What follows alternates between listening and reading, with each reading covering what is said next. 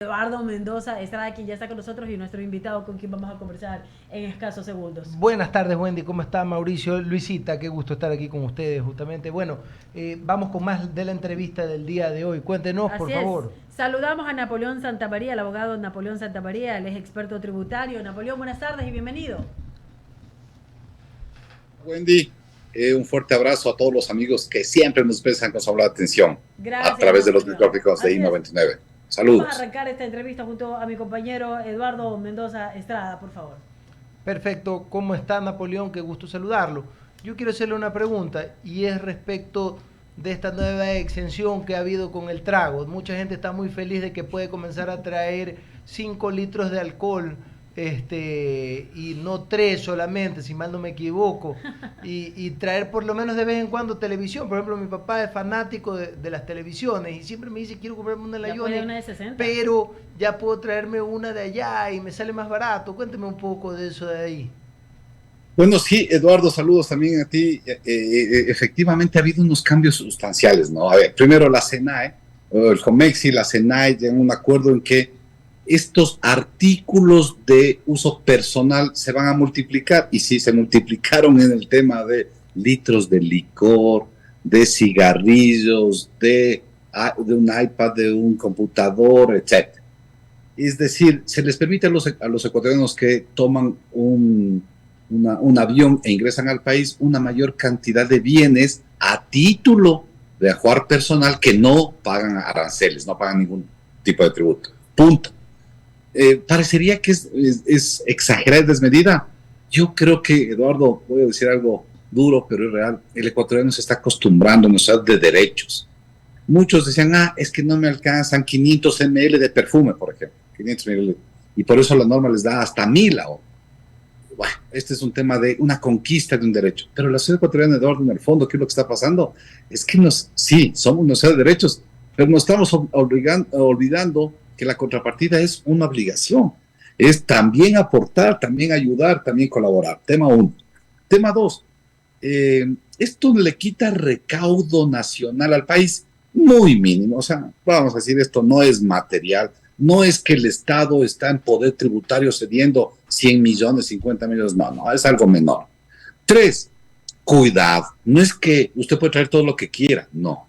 Usted puede traer todo esto que está calificado como hogar personal, pero si usted trae cosas para el comercio, le pongo un caso, trae 2 celulares nuevos, usted está a lo mejor comerciando, eso no está autorizado. Y en ese caso usted tiene que, aparte de pagar los impuestos, aranceles, IVA, etcétera, va a ser sancionado. En la medida en que sus bienes que trajo estén entre $1000 y $2000.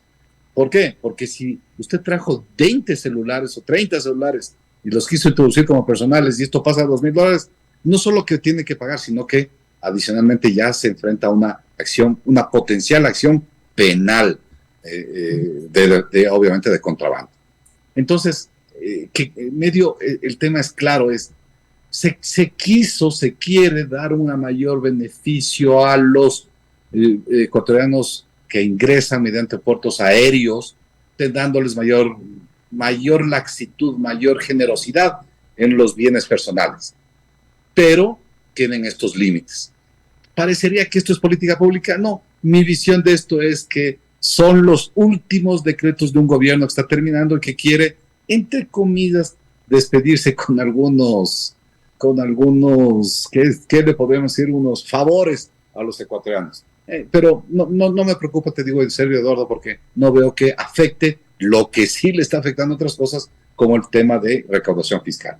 Napoleón, una pregunta más de mi parte. Yo quiero saber, estamos avanzando una liberalización justamente tributaria y saliendo del tema de la sustitución de importaciones. ¿Cree usted que estamos en eso? Ese es el plan del Ecuador, porque por lo que estamos viendo a nivel de Latinoamérica, se está avanzando en el tema de liberalización, justamente. A ver, que las economías mundiales tenemos cada vez que autorrelacionarnos, y que para el Ecuador ha sido exitoso, Eduardo, algunos convenios, acuerdos internacionales que hemos llegado, definitivamente sí. Si evaluamos el acuerdo de libre comercio con Europa, ¿fue beneficioso para Ecuador? Definitivamente fue beneficioso, en términos generales. Claro que hay sectores de la economía que se vieron afectados, seguro que sí, porque eso debemos entender ya con madurez, llegar a acuerdos internacionales donde cedo potestad tributaria, porque, por ejemplo, hoy día ya ingresan vehículos europeos, vino europeo, por poner 2 ejemplos, sin ningún arancel. Claro, tengo productos mucho más baratos en consumo nacional y estoy cediendo potestad tributaria, no estoy cobrando ahora hacer impuestos sobre eso. En general, todos los impuestos sobre eso, sobre todo aranceles. Pero esa sesión hace que se dinamice mi economía. Claro, mucho mejor si es que lo que importo son maquinarias, equipos agrícolas, materias primas, todos estos bienes que se incorporan en una cadena productiva. Ahora, tú reflexiones y dices, pero entonces vamos a poder sustituir algunas importaciones. La respuesta es clarísima. En algunos casos sí, pero en la mayoría de casos no. ¿Por qué? Porque el Ecuador tiene todavía una economía primaria. Nosotros no hemos todavía avanzado a industrializar ni siquiera nuestros productos estrella. Justamente la pitahaya hoy está buscando darle valor agregado, ya no exportar la fruta, sino, por ejemplo, se habla de concentrados, están haciendo pruebas, concentrados, nutracéuticos, mermeladas, etcétera, otro tipo de ya industrializado nuestra materia prima. Pero luego de eso, de que somos muy buenos, nuestra materias primas, me refiero, nuestra capacidad de industrialización en el Ecuador ha sido incipiente y por lo tanto el Ecuador, por poner un ejemplo, no produce vehículos, no produce computadoras, no produce maquinaria agrícola. Mientras no tengamos ese desarrollo industrial, que es una segunda fase de desarrollo económico, mi querido Eduardo, muy difícil reemplazar nuestro sistema de importaciones. Por lo tanto, hay que seguir negociando bien, reservándonos en los sectores que seamos menos fuertes para que los efectos de un acuerdo nos golpeen a posteriori, pero finalmente entrar en un concierto internacional. Vale decirlo, en el gobierno de Correa, esto se detuvo tanto que fuimos el último país que llegó al acuerdo con la Unión Europea. Y eso que llegamos, pero nunca llegamos a un acuerdo, por ejemplo, con los Estados Unidos. Y hoy le pasa factura al Ecuador el no haber llegado a un acuerdo comercial con los Estados Unidos, como sí lo hizo Colombia y Perú. Con Europa, como te comento para recordar, llegamos con las justas, porque Colombia y Perú seguían avanzando mientras Ecuador, con esta falsa medición de soberanía, se había retirado. Pero al final, hasta el mismo correísmo entendió que si no hacía el convenio con la Unión Europea, el Ecuador se quedaba casi aislado. Nos quedamos aislados de la cuenca del Pacífico, no formamos parte del Acuerdo del Pacífico, no hemos llegado a acuerdos con México que son sustanciales para la economía ecuatoriana y lastimosa y penosamente no hemos llegado a acuerdo con nuestro mayor socio comercial, lo cual es algo increíble. Con los Estados Unidos no tenemos acuerdo comercial. Continúa. Muchas gracias, Eduardito. Qué gusto saludarlo, Napoleón. Buenas tardes.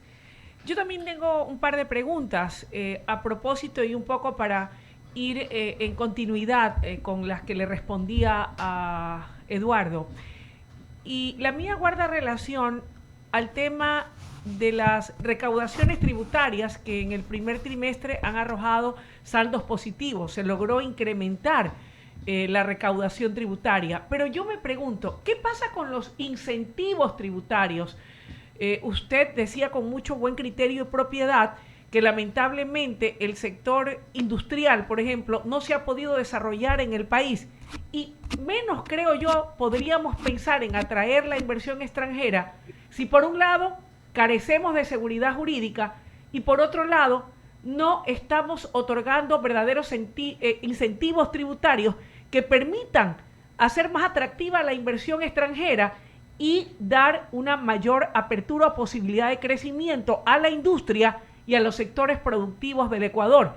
Solamente por citar a guisa de ejemplo, uno de los sectores que genera importantes polos de desarrollo y de divisas para el país, paga un impuesto único que es el banano de más de 400 millones de dólares.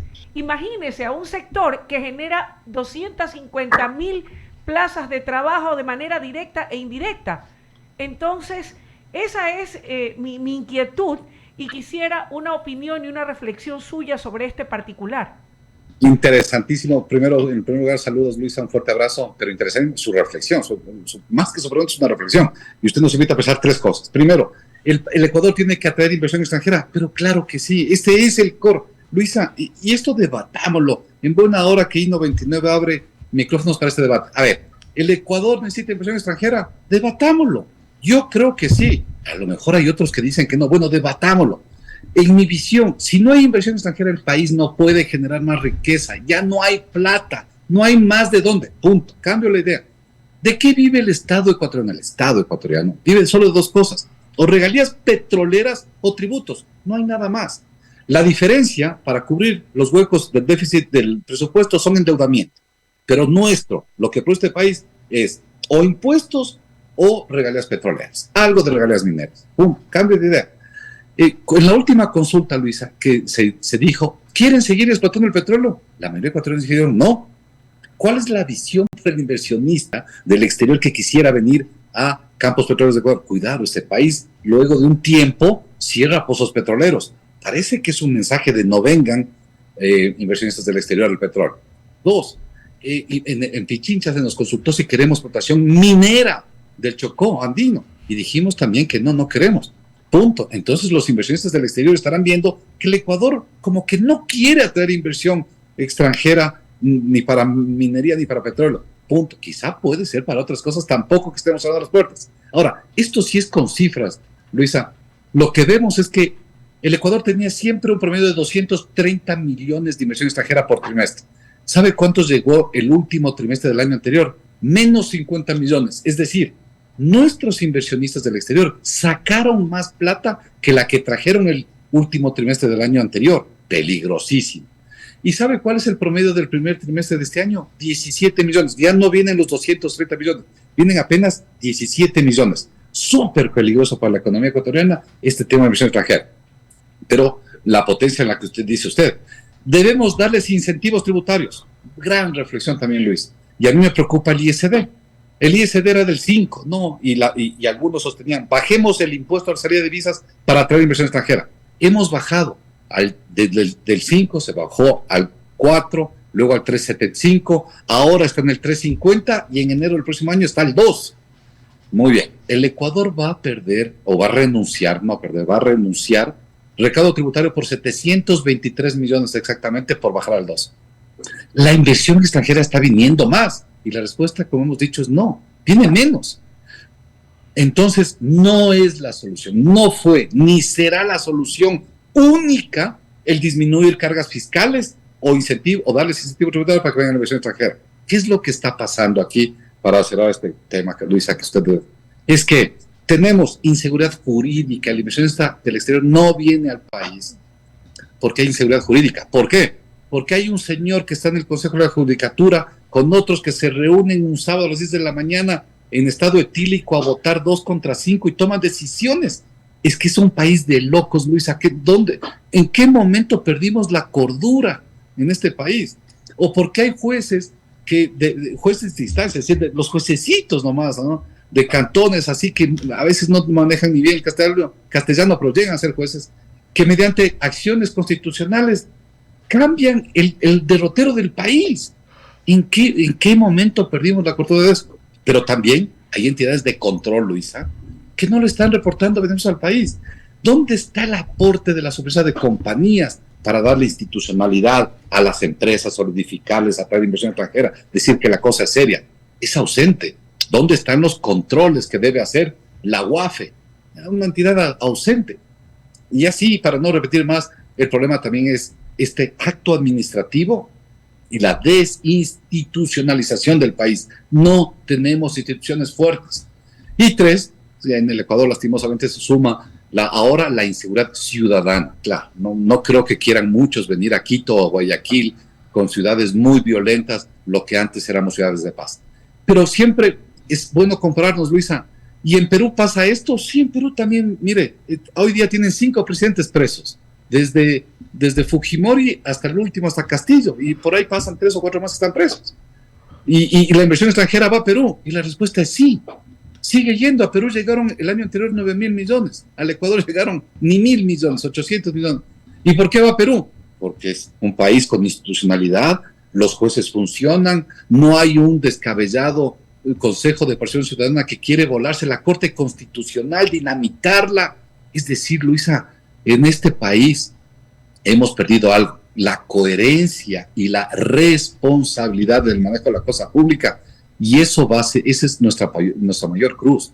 Ese es el óbice para que el inversionista del exterior no se anime por venir al Ecuador, lastimosamente. Napoleón, estamos de cara a un proceso electoral el próximo 15 de octubre. Hay 2 candidatos finalistas y 2 visiones de país distintas. ¿Cuál es el derrotero o qué es lo que se viene para el Ecuador en ambos escenarios, desde su respetable punto de vista? ¿Y qué debiera hacer el próximo gobernante de los ecuatorianos en materia tributaria? Usted es un experto. ¿Qué cambios o qué cosas deberían incorporarse y sumarse más allá de procurar caminar hacia una verdadera legitimización de la institucionalidad del Estado y de que la justicia deje de ser un chiste y que se puedan sentar precedentes como lo que sí vemos en nuestro vecino país del sur y cosa que, como usted ha dicho con buen criterio, no ocurre en el Ecuador? Un poco para tener una idea de qué es lo que puede suceder en ambos escenarios. Mire lo que nos pasa, Luisa, en el país y queridos amigos, ¿no?, que nos escuchan. Mire, primero, el Ecuador en el 2022 hizo una reforma para incrementar el impuesto a la renta. Muy bien, que vean, el país se sienta a pensar para que todos paguemos más impuesto a la renta. Dura un año y en este de 23 ya lo bajamos.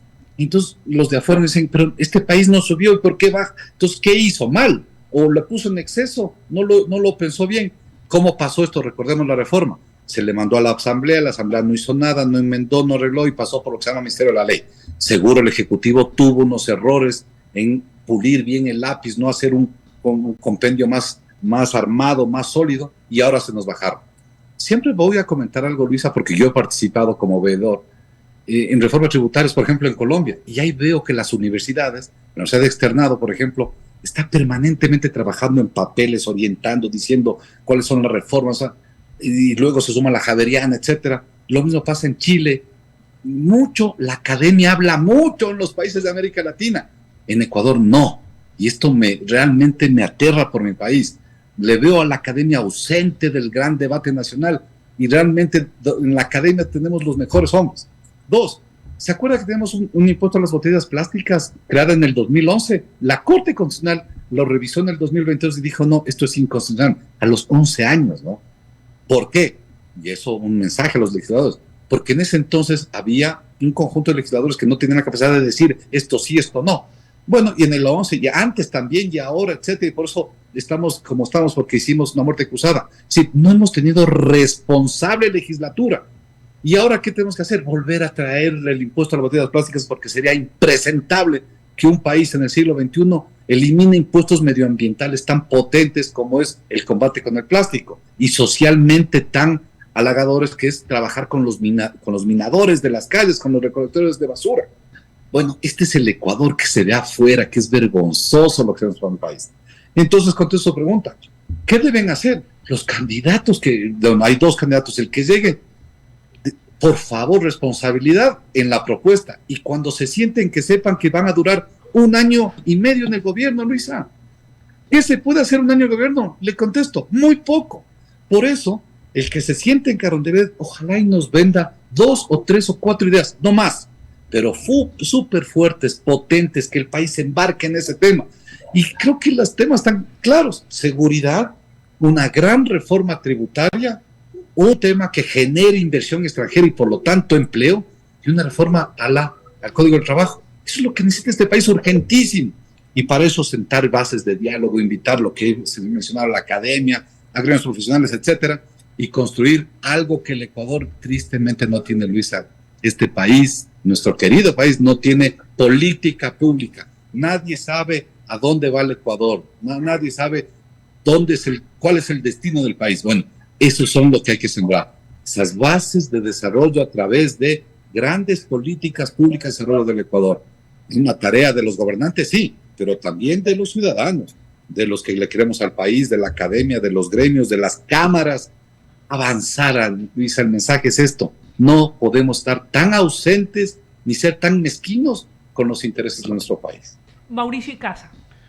Gracias, Napoleón. Precisamente sobre este tema de lo que usted hablaba, hoy la candidata Luisa González tuvo una entrevista en un medio televisivo, y y bosquejaba algunas de las ideas ante las preguntas del entrevistador de lo que para ella es importante en el tema de sostener la dolarización, cómo enfrentar el fenómeno del niño, entre otras cosas.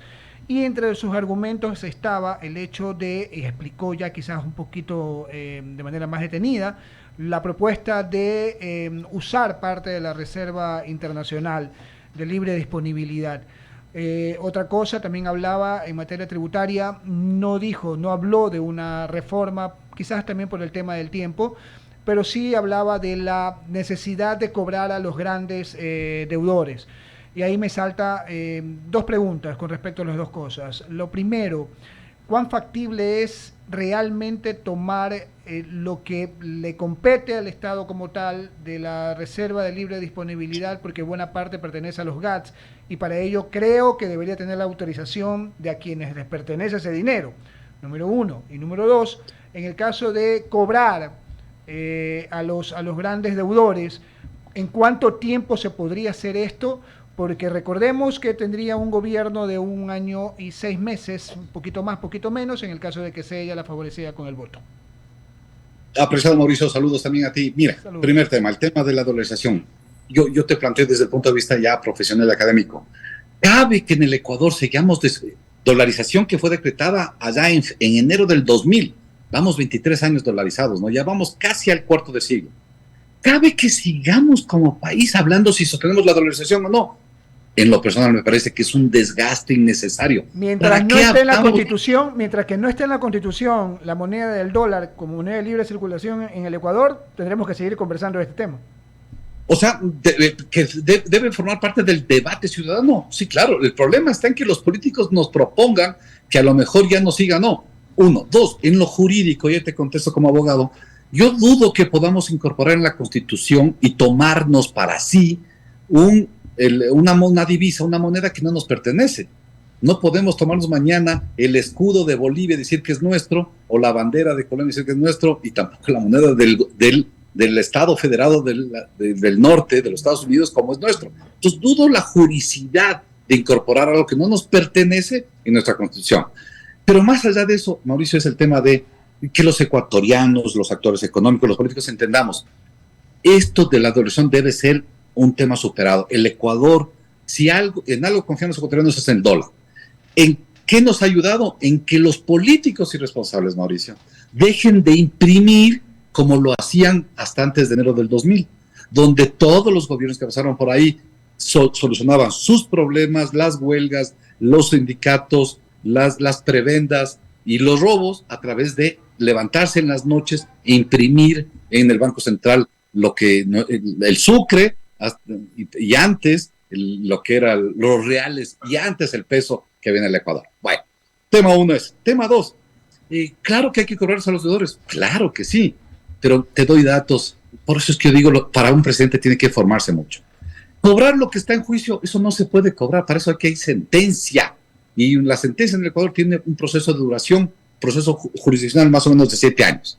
Entonces, ¿a quién tenemos que cobrar? A los que no pagan. El Ecuador tiene un problema gravísimo de evasión tributaria. La CEPAL lo dice, más o menos 7 puntos del PIB, es decir, 7 mil millones de dólares. Pero esto no se dice así, ya vamos a cobrar y ya. No. ¿Qué se necesita, Mauricio? Fortalecer al SRI. El SRI es la institución más potente y más honorable y la que mejor funciona del Estado ecuatoriano. ¿Qué debemos hacerle? Ponerle más funcionarios, capacitar a sus funcionarios. Ahí esa es la burocracia buena, como el colesterol, que hay malo y bueno, también hay burocracia buena y buena. La del SRI es buena. Pero ¿sabes lo que pasa? Te doy un dato. Al SRI el Estado le asigna 90 millones de dólares al año y a la super de compañía 123. ¿Quién le está dando más beneficio al país? ¿El SRI o la super de compañía? Estas son las grandes reflexiones. Napoleón. Dos. Napoleón, sí, ya me queda corto el tiempo y tengo una pregunta más. Otra de las reflexiones que Luisa González hacía, y obvio, la estoy citando en este momento porque estamos hablando un poco de las propuestas, y a ella fue la que la escuché esta mañana, y yo una vez ofrezco disculpas en el hipotético caso de que no pueda citarla. Voy a tratar de citarla lo más cercano a lo que ella dijo, pero el momento de hablar precisamente del tema de la protección de la dolarización y la necesidad de que la dolarización siga permanente y todo, es evitar que la mayor cantidad de dinero salga y más bien que los dólares se queden acá. Y algo hablaba no de manera textual, pero sí reflexionó sobre el tema de las salvaguardas, que no estaba completamente decidido, pero que no descarta la posibilidad de que pueda implementar una medida de esa naturaleza. En su momento, en teoría, según los defensores de la medida, funcionó. No sé qué opina usted. Mira, que eso es nuevamente retrocedernos, ¿no? Yo creo que ahí la candidata González a veces tiene las ideas un poco no muy claras y no le puede explicar bien al país una visión de esto, pero lo que necesitamos al Ecuador es traer dólares, no poner candados para que no salgan. ¿Sabes cuál es la mejor manera de que no salgan dólares del país?